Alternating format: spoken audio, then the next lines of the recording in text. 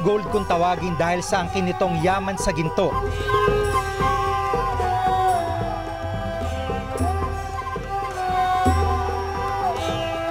Bahagi ng United Arab Emirates. Isa sa pinakamaunlad na syudad sa Middle East. Ito ang Dubai.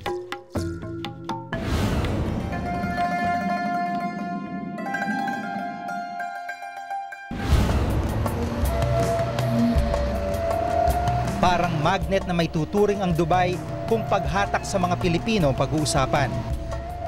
Sa dami ng mga Pinoy dito, kung minsan iisipin mong nasa isang bahagi ka lang ng Pilipinas. Ang ilan sa mga Pinoy na nasa Dubai, pinalad na magkamit ng magarang buhay.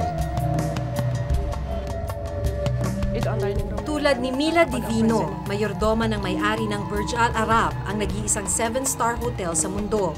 Umasenso raw ang kanyang buhay dahil sa mabait niyang amo. Wala silang pakialam kung magkano ang ibigay sa'yo. Sabi niya, magkano ba yung pagpapagawa ng bahay sa inyo? Wala siyang sinabi na, sige, tutulungan kita o ganito. Nagulat na lang ako the other day, may binigay siya sa akin check at sabi niya, ito, para sa bahay mo. Pero hindi puro tagumpay ang nakakamtan ng mga Pilipinong nakikipagsapalaran sa Middle East.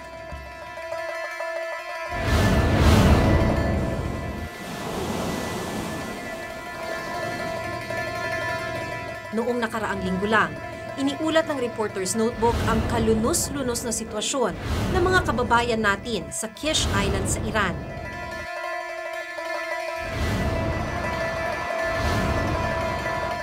Maging sa Dubai kung saan inaakala ng marami na masagana ang buhay. Maraming kwento ng pagkabigo at paghihirap. Isa sa yamang taglay ng Middle East ay ang Dubai. Kilala rin itong bagsakan ng ating overseas Filipino workers. Pero sa kabila ng mga kwento ng tagumpay ng ilang Pilipino rito, marami rin ang mga may kwento ng pagkabigo. Sa pagpapatuloy ng ikatlong anibersaryo ng Reporter's Notebook, aalamin kung paano tinutugunan ng makinaukulan ang tila bangungot na buhay ng mga Pilipino sa lugar na ito. Isyung malalim at makabuluhan. Buong tapang na binusisi at binantayan. Ito ang Reporter's Notebook.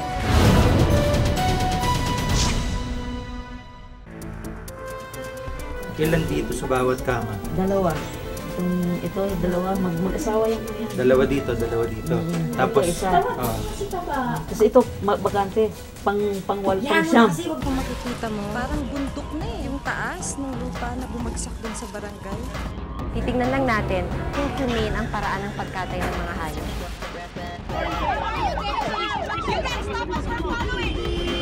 Halos araw-araw na raw ang bayanan sa lugar nito. Kontra dun sa unang impormasyon na ibinigay sa atin, nasakay pa lang siya ng presidential barge. Mula dito pa lang, makikita ng Saba.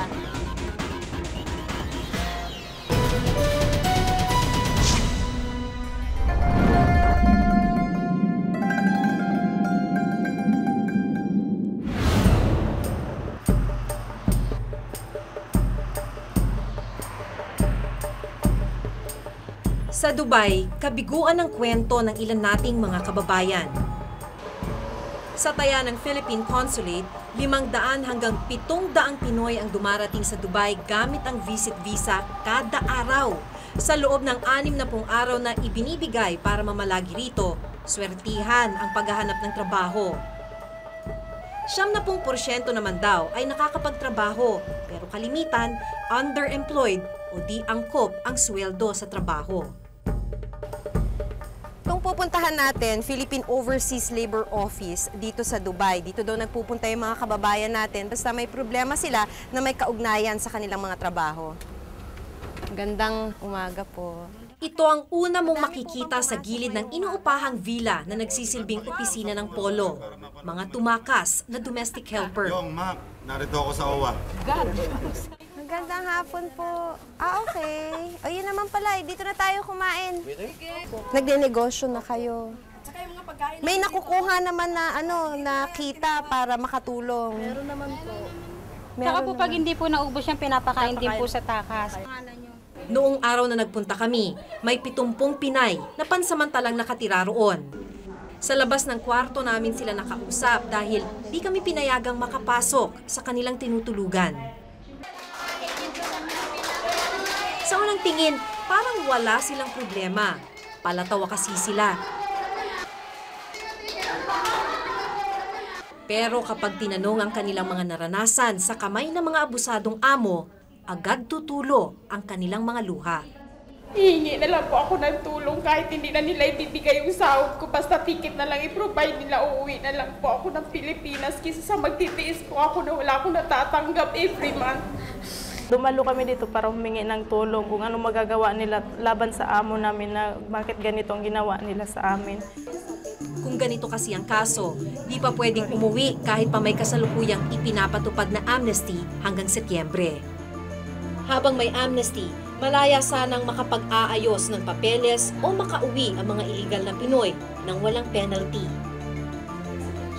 Paano kaya natutugunan ng 10 staff ng Polo Office dito sa Dubai ang lahat ng kaso? The Filipino community naman here is very helpful. So, they also lend their time and they also lend their efforts like to assist us in our programs. Kaya nagkakaroon naman kami ng katuwang. Tuloy, kahit di pa opisyal o abogado, pumupunta raw sa korte para sa mga kaso ng mga Pinoy.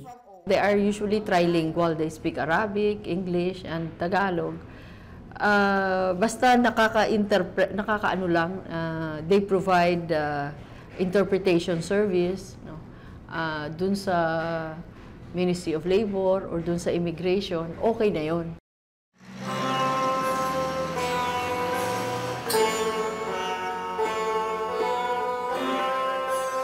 Ito yung bahay na tinutuluyan ng mga Pilipino dito sa Dubai. Isa lamang ito sa maraming bahay na parang nagsisilbing shelter nila dahil mga tumakas sa amo, minaltrato ng amo, kaya ginagawa nila ay nagsasama-sama sila, magrenta at mag-share ng mga kwarto dito. Silipin natin anong itsura dito sa maliit na kwartong ito. Nag-share ang ilang Pinoy, siguro mga 3 Pinoy, 3 kama, pero nandito na lahat para sa rentang 500 dirhams bawat isa. Nagkasama-sama mga Pinoy na may sari-saring problema. Isa sa mga nakatira dito, si Aling Christy, 2005 pa nang unang makatungtong ng Dubai bilang babysitter. Galit yung father, yung amo ko, nagsasala siya dahil bakit tumakbo yung bata. Bibisan ko, papaliguan ko. Nung time na yon, binitbit niya ako sa damit at saka hinatak niya akong pataas. Dinasyak ako, halos talaga magkanaihi ako sa takot. Sa tagal ko nag-a-abroad, ngayon lang nangyari sa akin. Sabi ko, ikaw lang nagmatrato sa akin ng ganyan. Kung ayaw mo sa akin, ibalik mo ko ng maayos sa agency. Kabaligtaran ang nangyari sa kanyang pangarap na bigyan ng magandang buhay ang pamilya. Nagkaroon ako ng pagkakataon mag-abroad, saka kayo lumayo sa akin, nagre-rebelde kayo. Lalo na ang bunso ko nagre-rebelde sa sarili niya. Hanggang nabarkada. Sa ngayon nakakulong siya, hindi ko alam kung paano, kung bakit, sino ang tutulungan, sino ang makakatulong sa kanya. Sa bahay na ito, kasama ni Aling Christy ang may 30 Pilipino. Bukod pa ito sa ibang lahi gaya ng Indian at Pakistani na halos may kaparehong mga kaso. Kanya-kanya silang luto ng pagkain.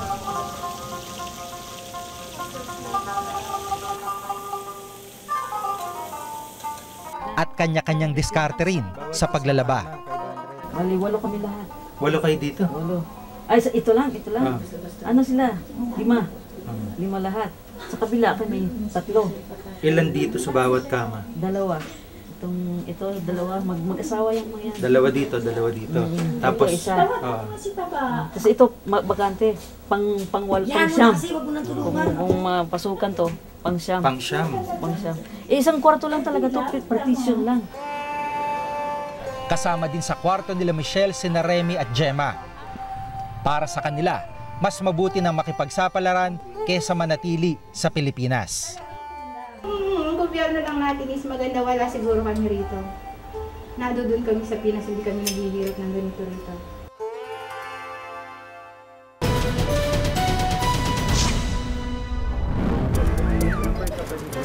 Hi girls. Nang ginana niya yung ari ko, may nakita siyang duguan na ako. Ginalaw pa rin niya ako, pati puwit ko. Yung una ding lalaki, pinuwit din ako. Let's do the tok-tok dance! Step 1, the X katok. 1, 2, 3. 2, left, right, katok. 1, 2, 1, 2. 3, kuba, katok. 1, 2, 3. 4, snap and clap. Snap and clap. 5, show kilikili. At 1,000,000. 6, papasukin ang swerte. And wait, pasok. At 7, sumigaw! Sabay-sabay tayo! Tok, tok, tok!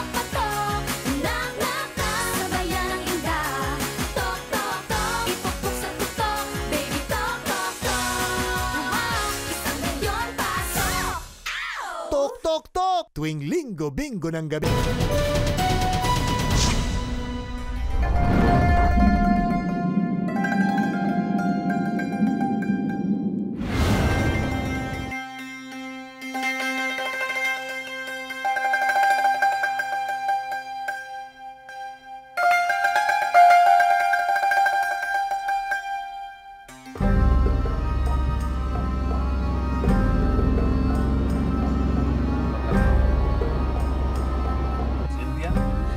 Dalawang taon na nakakaraan nang gumawa ako ng ulat tungkol sa mga Pilipinang biktima ng prostitution sa Dubai.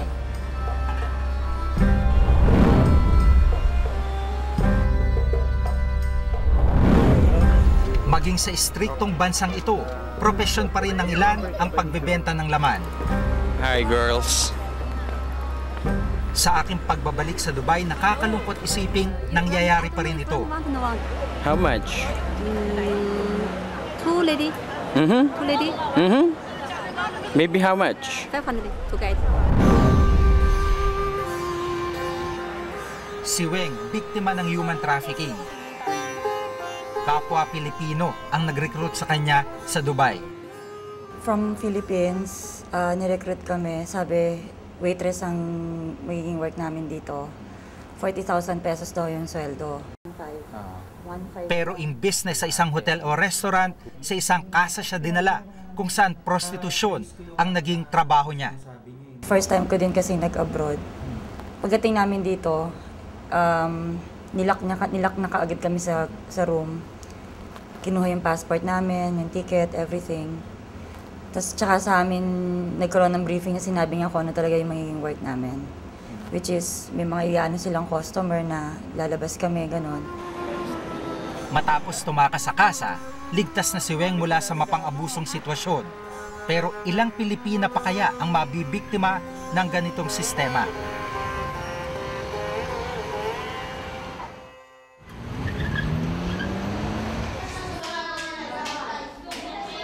Nang una ko makilala si Carol, di ko inakalang may pinagdaanan siyang bangungot.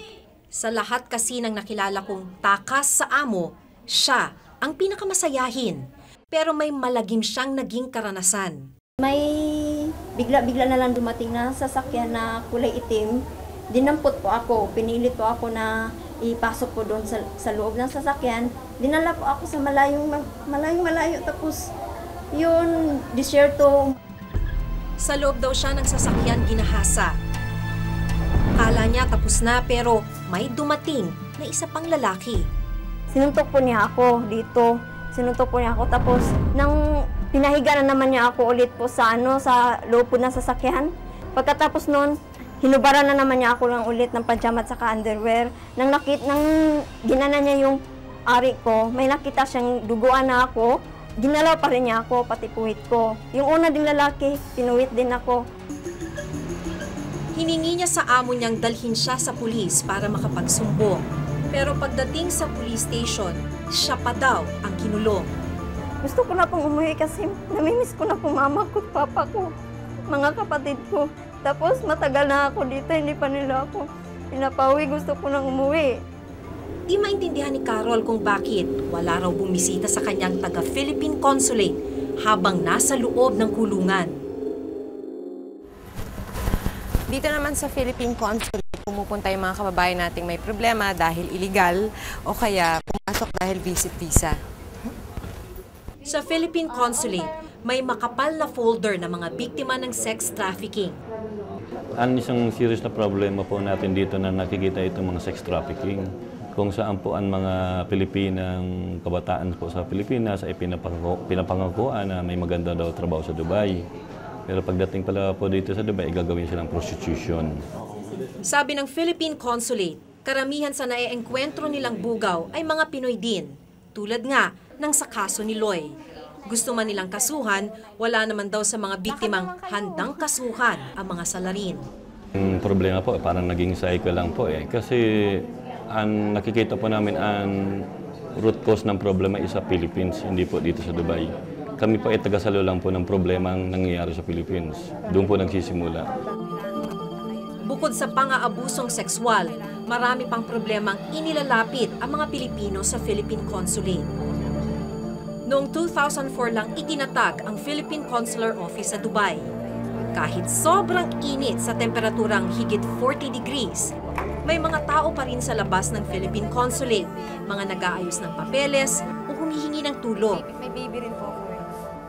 Pangalan ni baby? Pauline. Si Annalyn Numananap, inaayos pa ang birth certificate ng kanyang 1 taong gulang na anak. Di kasi siya nanganak sa ospital at kung walang birth certificate, di maayos ang travel documents ng bata. Sabi, magdala ka ng witness, gagawa natin ng travel document para makauwi kami. Pero ang sabi sa akin, willing ba daw akong ikulong or ganon. Sabi ko, kung makukulong, okay lang naman, basta siguradong makauwi kami. Makukulong? Sabi sa akin. Sino makukulong? Kami po, mag-ina. Kayong mag-ina? Bakit daw po kayo dapat makukulong? Kasi nga, bawal nga daw yun. Bawal po yung alin? Na mga anak, ganon, mga anak dito, lalo sa bahay. Bukod kay Annalyn, marami pang inang humihingi ng tulong para maiuwi sa Pilipinas ang kanilang mga anak. Ay, unahin yung problema ng anak niyo bago kayo nila. Tinutugunan po ba nila yung problema ninyo? Po, hindi naman ako nag-ano uli sa kanila kasi nakakaasa, nakakainis na magpabalik-balik ako doon. Pila po ba to? Pila? Ang pinipilahan nilang opisina ay ang Assistance to Nationals, ang opisina ng consulate na nag-aasikaso ng anumang problema ng ating mga kababayan. Tatlo lang ang opisyal dito. Sa kabuuan, 14 lang ang empleyado ng Philippine Consulate, kasali na pati mga budget at records officer. At tinatayang may 150,000 na Pinoy sa Dubai at Northern Emirates. Noon pa raw nila hinihinging madagdagan ang mga tauhan sa consulate. As you see, Dubai is a rapidly changing and rapidly growing place, and when this post was first conceived, that was more than 3 years ago, hindi na foresee itong, the kind of growth, especially in terms of number of Filipinos here.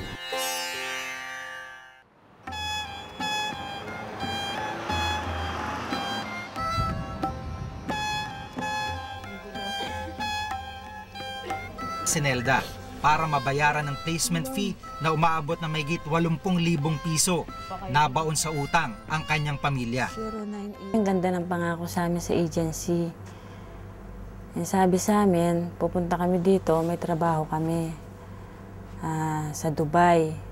Ang sahod namin sa pera natin, kung masipag kami at makukuha namin sa part-time, nasa 23,000. Ang pinakamadaling paraan para makapunta sa Dubai ay pagkuha ng visit visa. Pero dito rin karaniwang nagsisimula ang kanilang mga problema, lalo na kung malupit ang mga napapasukan nilang employer. Lumabas kami kasi ng na employment visa kami. Pagdating namin ng Brunei, pinalitan yung mga papers namin. Mabuti na lang nakuha kami kaagad ni Sir yung palang balak, iaano rin kami sa kumpanya para meron siyang kitain sa amin. Sa mga kwento ni Nelda at ng iba pang mga Pilipinong nakilala namin sa Dubai, dama ang pangungulila sa pamilya. Naging sulit kaya ang kanilang sakripisyo para sa kanilang mga minamahal.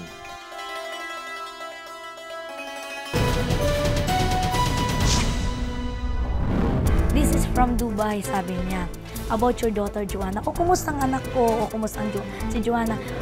Ma'am, huwag kayong mabibigla. Ang anak niyo patay na. Diniretso ba naman ako ng ganyan? Nabalitaan namin na may mga bagong grupo ng Pilipinong tatawid sa border ng Lebanon. Sa mga sandaling ito ay nagkaroon ng bahagyang tensyon at pumuposisyon itong mga tauhan ng Magdalo Group. Romy, base camp. Ang galing mo, pre! Hindi na nakapagtataka kung bakit hindi maubos-ubos sa mga armadong grupo dito sa Basilan. Pagdating sa armas ang pag-uusapan dito sa Mindanao, tila hindi sapat ang mga karatulang gaya nito.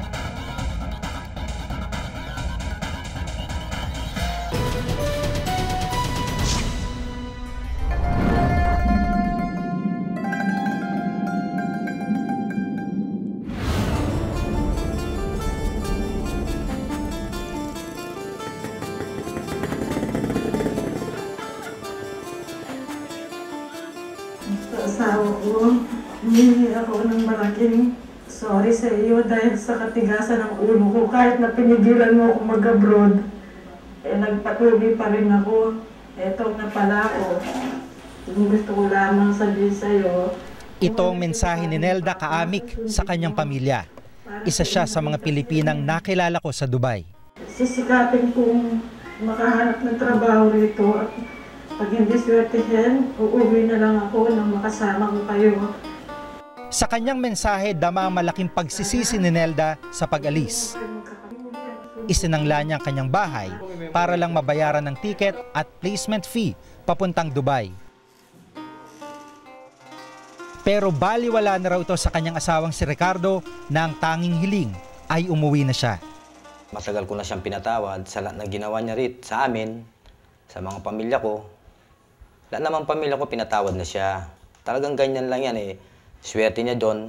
Pero ang mahihabot ko sa kanya kung nasa sa Dubai, kung pwede, umuwi na lang siya para meron kaming makasama dito sa pamamahay namin. Namamasada si Ricardo para maitaguyod ang pamilya. At dahil hindi pinalad ang asawa sa Dubai, hindi pa rin umaangat ang kanilang pamumuhay. Sa halip ay naapektuhan pa raw ang kanilang pamilya sa pagkawala ng kanyang asawa. Unang-una yung mga anak ko, naghihirap. Minsan pagpasok, paglabas ng eskwelahan, walang gumagabay sa kanila. Ako na nasa daan ako, mag-aapon hanggang gabi, hinahanap ko yung pambaho ng mga bata, pagkain namin dito.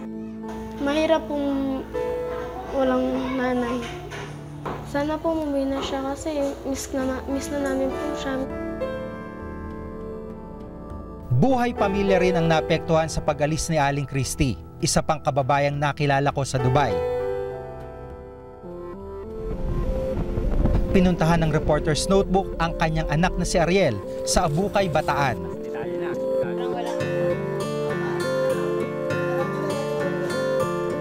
Ito po yung nanay ko po nang una niyang dating. Kung ang mga litratong ito lang ang pagbabasehan, madaling akalain na maayos ang buhay ng nanay niya sa Dubai. Pero mali pala ang akala niya. Napakahirap. Nandiyan ako nang magkakaroon ka ng takot. Pag nakakakita ka ng pulis, iniisip mo kung saan ka matutulog. Medyo nagulat po ako po, ma'am. Hindi ko po na-expect na ganun po yung makapanood ko po sa video po. Halos wala po silang makain, kung saan po sila natutulog. Kaya nagulat po talaga ako. Sa 4 na taong pagtatrabaho ni Aling Christy sa Dubai, ang radyong ito lang daw ang tanging naipundar at naipadala ng kanilang ina sa pamilya. Malaki po naging epekto, lalo na po sa mga kapatid ko pong walang asawa. Wala pong gumagabay po sa kanila. Sa mga kapatid ko po, medyo nababarkada po sila. Na yung pong isang aruga na isang ina, talagang hinahanap po ng kapatid po. Ang masakla pa, dahil nawalay sa ina, nalulong sa droga ang bunsong anak ni Aling Christy. Christopher, anak, huwag ka naman magtampo sa akin, anak. Kaya nga ako naging nandito sa abroad para din sa iyo, sa inyo. Sabi sa akin ng anak, tiyahin mo, nakuha ka daw sa sementeryo. Lulong na lulong ka sa drugs. Hindi ba napakasakit sa akin magulang yun?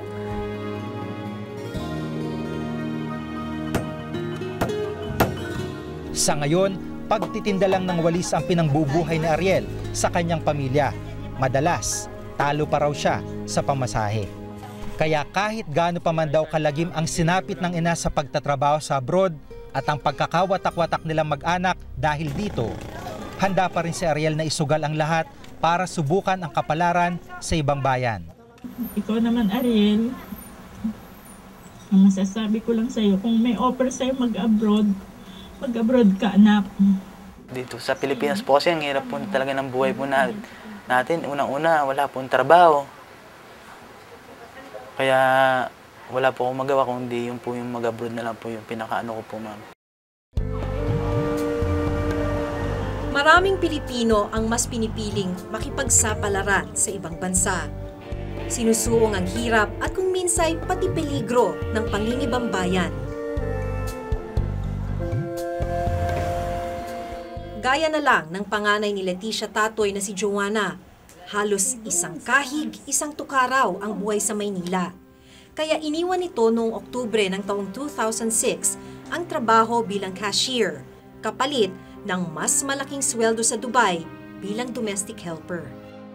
Kasi nakikita nga niya yung aming kalagayan, medyo may mga kapatid siya na pinag-aaral ko pa.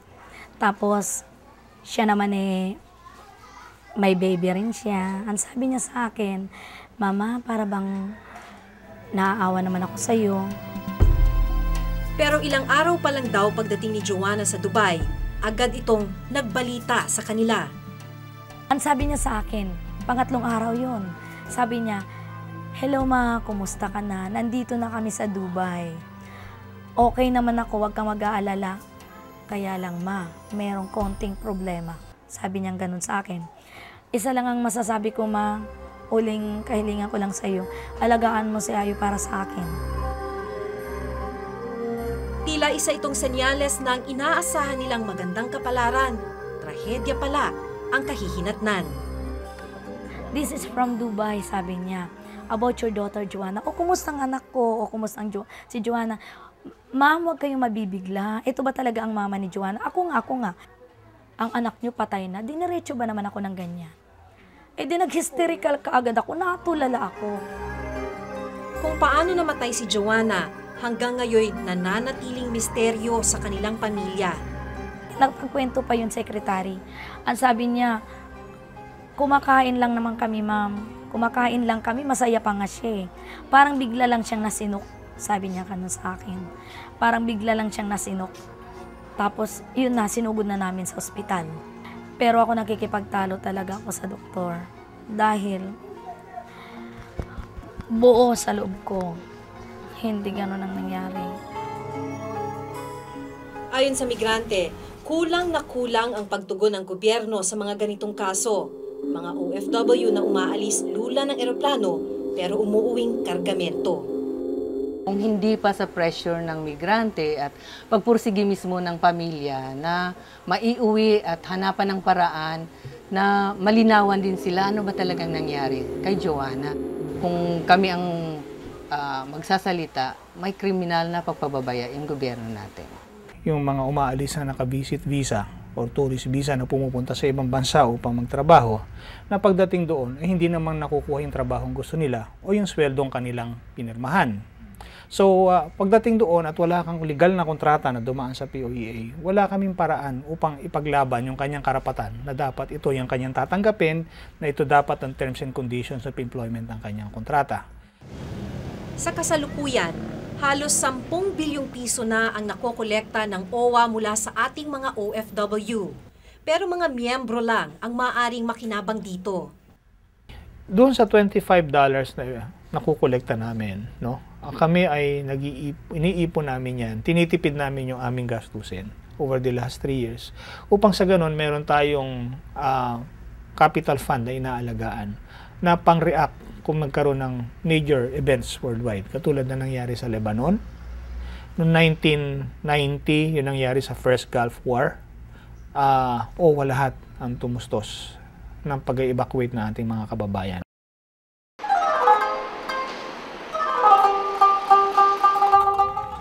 Sulit na nating narinig ang mga kwento ng hirap at kabiguan ng ating mga kababayan sa ibang bansa. Pero sa kawalan ng oportunidad sa sariling bayan, marahil hindi pa dito matatapos ang kwento. Kailan kaya sila makakaasa sa mabilis na tulong at mainam na proteksyon mula sa pamahalaan?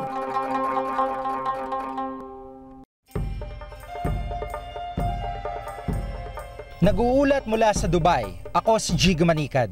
Ako si Maki Pulido at ito ang nakatala sa aming Reporter's Notebook.